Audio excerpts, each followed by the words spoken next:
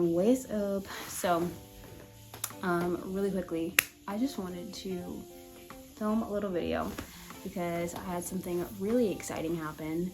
I think probably it's been about a week or so, and I just wanted to talk to you guys about an experience that I just had with the CompTIA A+ exam. For those of you who don't know, the CompTIA A+ exam comprised of two separate exams. You have the Core 1 exam and then you have the Core 2 exam, and I guess together that equals the actual A+ exam. It's an exam that kind of focuses on like IT fundamentals. It talks about like troubleshooting. It goes over a lot of hardware, goes over some software and security as well. And it goes over, I'm going to put on the screen here just a list of all of the objectives that you need to go over. Again, it is two different exams. So today I'm just gonna be talking about the Core 1 exam because I did just take that one. And then, you know, God willing, I'll post another video about the Core 2. So I wanted to testify a little bit, and I just want to give a big disclaimer before I get into this. This is a testimony. Okay, I'm talking about my experience, what steps I went through, you know, in order to achieve this certification. All glories to God, okay? This is not a tutorial. I'm not saying this is exactly what you need to do and steps that you need to follow and what have you, okay? This is just me and my experience. And yeah, I just, you know, all the best to all of you guys out there who might be studying or just unfamiliar with the exam and just kind of want to figure out what it's about, then this would be a great video to watch. But if you're like step by step to how to pass the A+, that's not what this is, because I think it was pretty miraculous that I even passed, I'm not gonna lie. So yeah, there's that. Probably start off with background about who I am in the first place. Hey, what's up? Hello, my name is Christy. I am a cybersecurity professional in progress. I like to transform spaces. I like to look cute. All for the glory of God. Amen. Period. 'Cause that's really the main reason we're all here. So let's just take a pause. Thank the Lord for this day that He's made. Rejoice and be glad in it. And then let's begin. Okay, so the Core 1 exam. I'm not really gonna go over the objectives because this is, again, not a tutorial. I'm not gonna like teach you guys what to do. But what you do need to know, it does go over hardware, networking, mobile devices, and troubleshooting. So those are the ones that I kind of mentioned before. You definitely need to know all of those objectives because they do go over those in the exam. Like I have taken, so again, let me just even rewind it a little bit more back. I have actually taken a CompTIA exam before. So I have my Security Plus certification. I took that about a couple years ago. I took my Security Plus exam, and I also studied for that. This time around, I took the A+ exam as a part of one of my courses, which is IT Foundations. So I'm taking a course, and a part of our objective, AKA how we pass the class, is we need to take the certifications. So I enrolled in this course, I think let's say like October like 17th. And then I was scheduled for my first attempt on October 30th. Okay, so that is the time span that I took to study for this exam and prepare for this exam that I've never taken before, had no background or context, because again, my experience with tech so far has been mostly around like cybersecurity, and this is more like IT. Now, those things can be related, and there are some security concepts in the Core 1 exam and in IT as well, but they are a little bit different there, and it goes way more into hardware and networking. Like those are huge concepts you do need to have. And printers, you need to know how to troubleshoot a printer, okay? Like a lot of these concepts, I'm gonna go over like how I actually studied for it, but a lot of the concepts, like you'll kind of understand and realize that you probably have encountered a lot more of it than you think. Like for me, like I said, like I work full time. I am like the unofficial tech person at the school. Like if something breaks down, I fix it. If something goes wrong, some document isn't printing or isn't showing up, they're not able to access it, they want me to fix it. I am not technically supposed to be that person, but I do because it's what is needed. And you learn a lot of stuff on the job. Like if you have ever tried to print something and then it's like the queue is full or the ink is like messing up on the page or something like that, like you've probably troubleshooted a printer and didn't realize it. Like if that's where I learned like print spoolers and how to clear that stuff. Like that happened actually before I even took the exam. That was because at work we print a whole bunch of papers. They're always copying. The printer is always doing something and I'm having to fix it. The Wi-Fi goes down. Like I'm usually the person they call.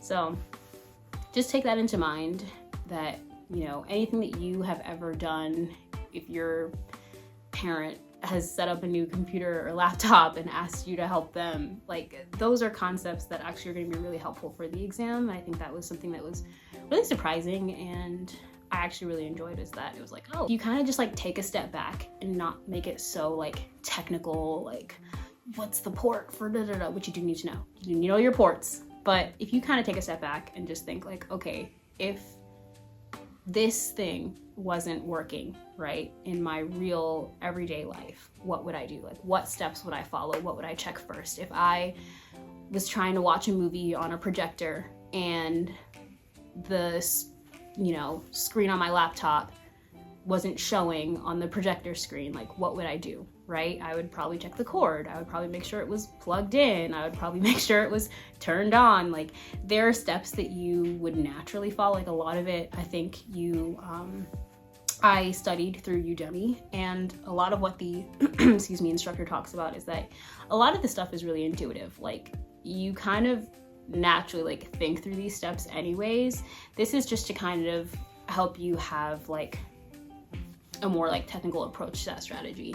And I think that it really is very educational and not just like, oh, let me study and like take this exam, get the certification, and then like never use this stuff. Like this is stuff that you can really apply to like real life. And so I think that was one thing that was really beneficial and exciting and kind of cool to me. I think about my whole degree in general. I think this is just, it's very practical and useful, especially just nowadays where everything is like so technical. Like they're using all kinds of technology in schools and at work, and oh my gosh, don't even get me started on AI. But anyways, that's just like the first thing. After that, I can kind of talk about like how I prepared, like what actual study tools that I use. So again, like I took this through my university, so a lot of, pretty much all of the resources were provided by the actual university and paid for with our tuition. So I have a wonderful professor that like checks in, and like we had like an initial call where he's like, hey, like welcome to the class, here's, you know, some of the things that you go over and what we do. And this is, again, it's different from like a regular course where we, you know, go through the course materials and then like take either an exam through the school or return a paper or something. This was going to be an actual certification exam through like a third party, which is CompTIA. So he already like prepared us in advance and was like, hey, like just so you know, like this is not going to be through the school. And again, since I already kind of had experience like with CompTIA, he was like, oh, okay, so like you kind of are familiar with how it works. Yeah, it was kind of similar, but very different this time around. And again, like they change the exams and have new versions and update them all the time, because life and technology is constantly updating. Like, you know, fax machines aren't super common, but technically, you know, some places still use them and you kind of need to know that. But like, you know, they're just different, whatever, you know what I'm trying to say. So yeah, he like kept in great contact with us, and then basically he emailed some other resources where like you could take it through. CompTIA has like an actual platform that has like study materials. It's like mostly reading, and they have like some videos, and it's kind of interactive, and they have practice exams and quizzes that you can take. And then also there's another course through Udemy where it goes over the same objectives and concepts, but it's like videos, and you can take your notes and all of there. And then they also do practice quizzes and a practice exam, which is pretty good because it goes over, it's like not the actual CompTIA one, so like definitely primarily take your practice exams through CompTIA, but they also have there's tons of resources where like people have their own like study exams and like practice PBQs, go ahead and do the practice performance-based questions, because those were like the ones that I actually took this in 2 different attempts. My first attempt, it was the practice-based questions that I was like, what? And like the first time I ever took any CompTIA exam, I studied and I went to the actual exam and was like, what is this? It's like helpful to go over their materials, but it's also like the actual exam like is definitely like, wait. It's like, what? But just sit down, don't let that freak you out. Just stay focused and, you know, stay on the ball here and just keep doing what you know you need to do. Just don't let it deter you. But I am gonna like forewarn you and keep you prepared, because sometimes I think people don't really talk about that. Like the exam, I mean, obviously they're not gonna like put the exam on like the practice test. Like they're not gonna like tell you the actual answers and questions that you're gonna actually have. It's supposed to be, the questions are framed, are supposed to be the same. I took the exams 3 times, twice, no. The A+ exam, I took it twice. Yeah, it was not like the practice, but the practice still does help. You still are prepared for it. They just don't expect like the same questions, and don't expect like them to even like, not that they ask in a different way, but it's just like, it's just different. Like I was like, whoa, what? When I actually took the exam. But anyways, through my school, they also offer the study through Udemy, and I did those videos because the reading was actually pretty, it was fine, it was good, but I knew it was just going to take me longer than I really wanted to take this.